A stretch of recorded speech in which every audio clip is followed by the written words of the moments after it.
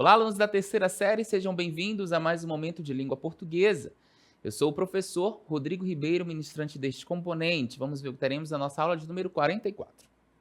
Muito bem, teremos a revisão então da nossa quarta unidade. Vamos a ela.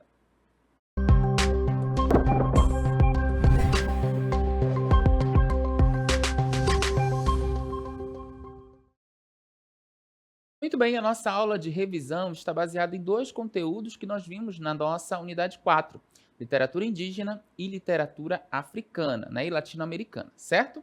Muito bem, então vamos começar com a literatura indígena. E aí a gente tem, né, os primeiros escritos dessa literatura, as primeiras incursões europeias na Amazônia, né, nos séculos 16 e 17, marcam não apenas o início do processo de conquista da região, mas também o surgimento de uma literatura de registro de inestimável valor documental, certo? Como que eram feitos esses registros, né? Olha só, o gênero, né, predominante inicialmente foi a crônica. E aí se explica, né, o fato que as expedições tinham obrigatoriamente um cronista responsável pelas anotações das ocorrências da viagem. Eles iam registrando tudo, né? Então a gente tem aí esses primeiros relatos da literatura indígena. Esses textos assentam nas primeiras descrições da paisagem, dos animais, dos rios e dos habitantes. O olhar que escreve essas imagens é mediatizado por uma subjetividade e forma de ver europeia cristã, ou seja, era a forma em que os europeus viam, né, essas imagens, essas paisagens, animais, e não o indígena, né, relatando esse material. Essa construção, né, essa construção do imaginário amazônico tem na crônica de Frei Gaspar de Carvajal o descobrimento do rio de Orellana, um momento marcante. E aí nós vamos ver então alguns escritos, olha só. Ó, escritos do século XVI, né? Olha só como que era relatado. Esse relato registra a presença das populações indígenas nas margens do rio Amazonas. Vendo o capitão que estavam em paz consigo, os senhores e gente da terra, satisfeitos com o bom tratamento, tomou posse da terra em nome de sua majestade. Outro relato. Aqui nos deram notícia das Amazonas e das riquezas que há mais abaixo. E quem o fez foi o índio chamado Apária, velho que dizia ter estado naquela terra. Um dia mais tarde, saímos desta aldeia e caminhamos pelo nosso rio à vista de boas povoações. E indo assim, um domingo de manhã, numa divisão que o rio fazia, bifurcando-se, subiram uns índios, a ver-nos em 4 ou 5 canoas carregadas de muita comida. Então vejam aí que esses relatos, né, começam então com essas crônicas dos expedicionários, ok? Então, a partir disso, esses são os primeiros relatos, né, de expedicionários que relatavam então o que eles viam, né, nas nossas terras. E aí a gente vai ver a partir de agora, então, autores indígenas, né, ou seja, autores que falam, né, da sua própria cultura, da sua própria ancestralidade, da sua tradição. O primeiro deles é Ailton Krenak. Então, Ailton Krenak, Lacerda Krenak, né, do povo Krenak, nasceu em 1953 no município de Itabirinha, em Minas Gerais. Na juventude, Ailton foi morar com a família no Paraná, onde passou a exercer a profissão de jornalista e produtor gráfico. A partir da década de 1980, começa a atuar no movimento indígena. Em 1985, ele funda o Núcleo de Cultura Indígena, organização não governamental dedicada a promover a cultura indígena. Em 1988, participa da fundação da União dos Povos Indígenas. No ano seguinte, participou da Aliança dos Povos da Floresta, movimento que visava a criação de reservas naturais na Amazônia, que nós temos então algumas capas, né, dos principais livros, das principais obras de Ailton Krenak, que são várias, gente. É um escritor assim fantástico, né, que fala do seu povo, tá bom? A gente tem então aqui um trecho, né, da O Amanhã Não Está à Venda, que é uma obra dele, tá bom? Inclusive essa obra foi escrita, né, na época da pandemia da Covid-19. Então, o texto ele é uma compilação de entrevistas dadas pelo líder indígena e ativista Ailton Krenak, logo no início da pandemia da Covid-19. Krenak escreve a partir de seu isolamento na aldeia no Médio Rio Doce, um local já marcado por desastres ambientais, comparando o confinamento global à realidade vivida pelos povos indígenas, que vivem encurralados e resistindo em seus territórios há séculos. O ponto central da argumentação de Krenak é a necessidade urgente de abandonarmos o antropocentrismo, a ideia de que o ser humano é o centro do universo e superior às outras espécies. E aí nós temos dentro desse livro a humanidade versus natureza. Krenak ele critica a narrativa de que a humanidade é algo separado da Terra. Para ele, abre aspas, tudo é natureza, fecha aspas. E a civilização ocidental criou uma alienação perigosa ao tratar o planeta apenas como um recurso a ser explorado. Outra temática, né, desse livro, o vírus como resposta. Lembrando que estamos falando da Covid-19.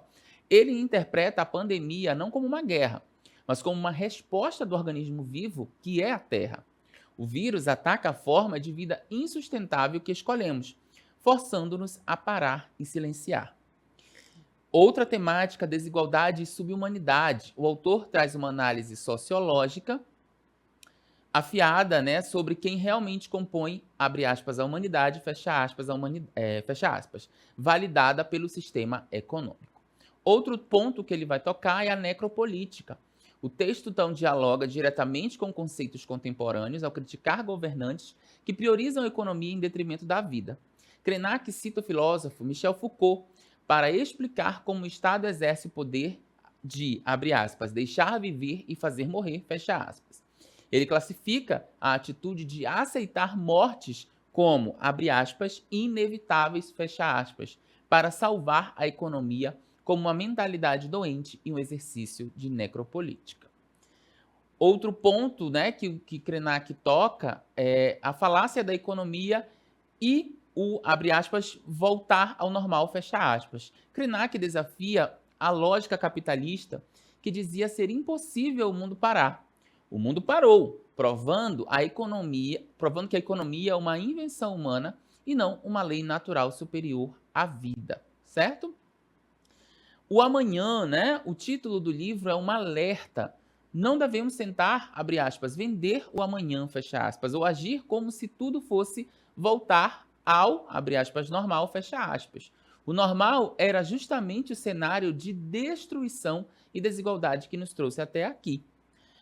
E ele conclui aí, né, com a ruptura necessária, ou seja, voltar ao ritmo frenético de consumo e produção seria como aceitar que a Terra é plana, um negacionismo suicida. O momento exige que paremos de ser apenas consumidores e repensemos o sentido da nossa existência no planeta.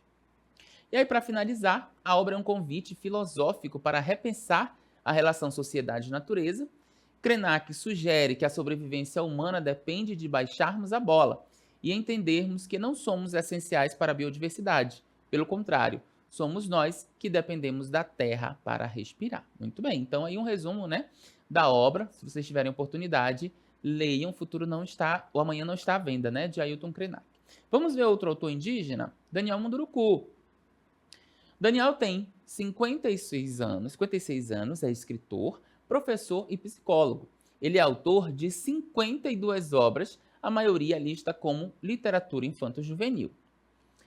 Engajado no movimento indígena, ele é diretor-presidente do Instituto UCA, Casa dos Saberes Ancestrais, e membro da Academia de Letras de Lorena.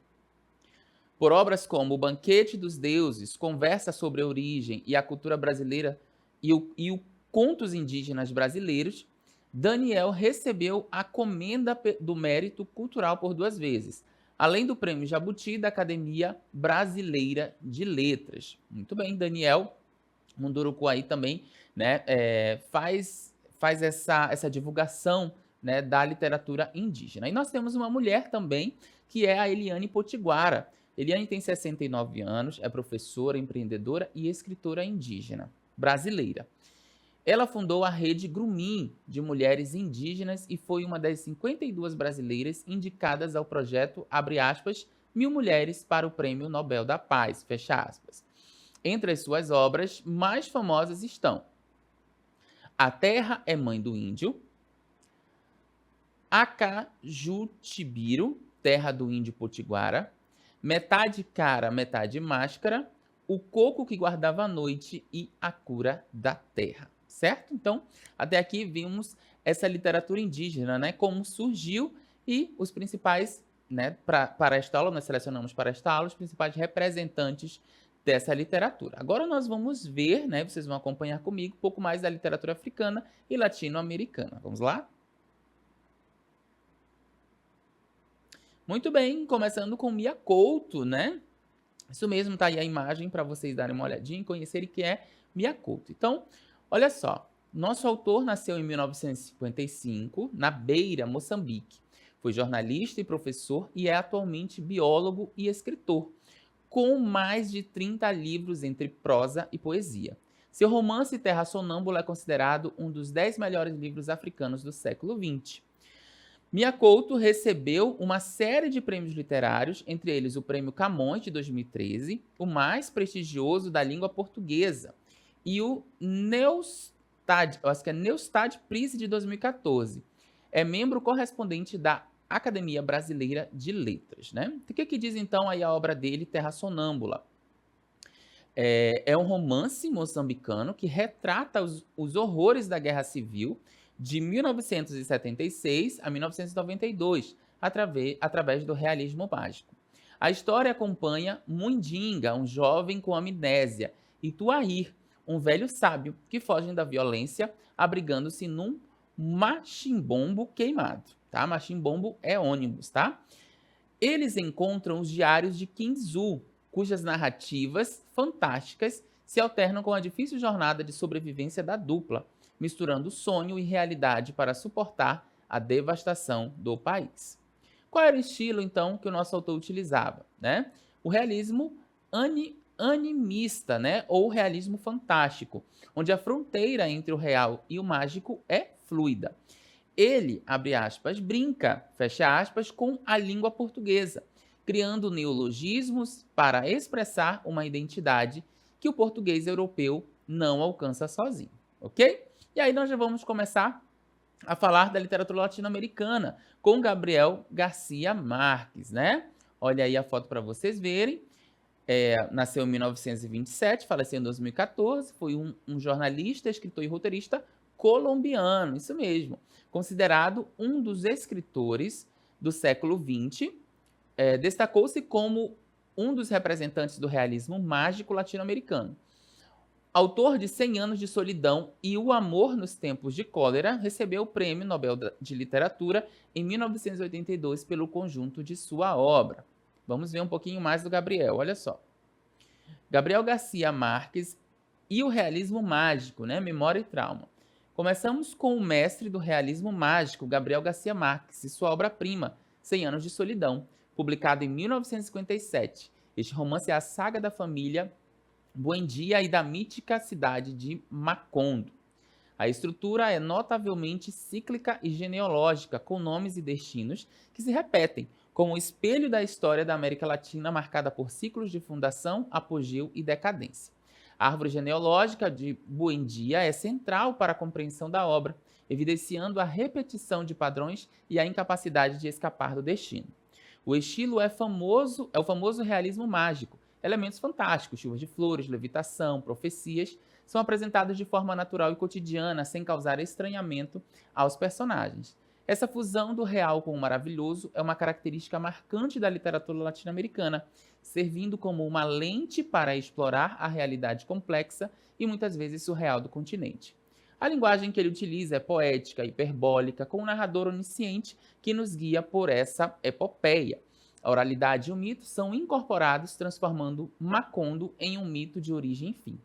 O contexto de produção da obra é a própria história latino-americana, guerras civis, intervenções estrangeiras, né, a Companhia Bananeira, exploração econômica e a busca por identidade. A solidão dos personagens, como a do coronel Aureliano Buendia, reflete a solidão histórica e política do continente, certo? Então vimos um autor colombiano. Agora nós vamos ver Jorge Luiz Borges, isso mesmo, está aparecendo aí para vocês também a imagem, que é um argentino. Olha só, nasceu em Buenos Aires em 24 de agosto de 1899 Entre 1914 e 1921, viveu com sua família na Europa. De volta à Argentina, fundou as revistas Prisma e Proa e escreveu livros como Fervor de Buenos Aires e História Universal da Infâmia. Nas décadas seguintes, publicou os contos que lhe trariam reconhecimento mundial. Recebeu o título de doutor honoris causa das universidades de Colômbia, Yale, Oxford, Michigan, Santiago de Chile, Sorbonne e Harvard. Entre seus principais livros estão Ficções, o Aleph, o Livro de Areia e História da Eternidade. Faleceu em Genebra em 1986. Jorge Luiz Borges é a ficção metafísica, né, o labirinto do conhecimento. Então, Borges é um mestre da ficção metafísica, onde os contos se parecem com ensaios, resenhas de livros que não existem ou investigações filosóficas. A estrutura é labiríntica, com narrativas que se desdobram, criando um universo de referências intertextuais. A metaficção é central. A obra reflete sobre a própria natureza da literatura, da criação e da realidade. O estilo de Borges é de uma precisão cirúrgica, conciso, quase matemático, mas profundamente filosófico. O discurso é irônico, paradoxal, um convite a um jogo intelectual.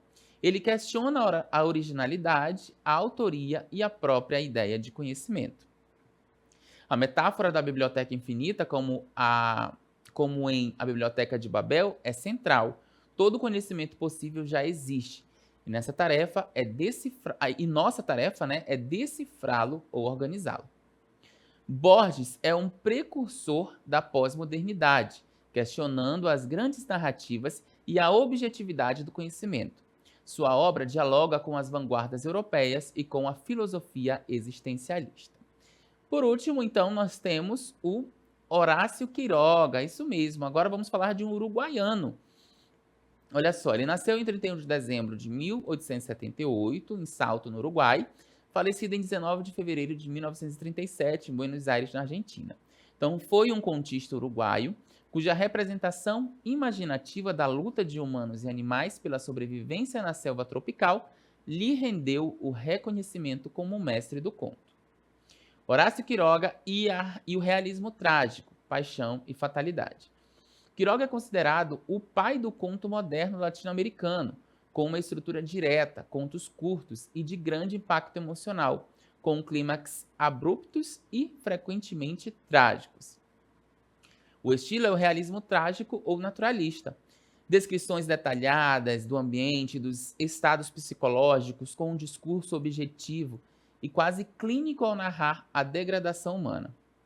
A selva não é um cenário, mas uma força ativa e implacável que expõe a fragilidade humana. O tema central é o fatalismo. Os personagens são frequentemente vítimas de suas paixões, de suas fraquezas mentais ou da força bruta da natureza. O amor leva à loucura, e a loucura, muitas vezes, à morte.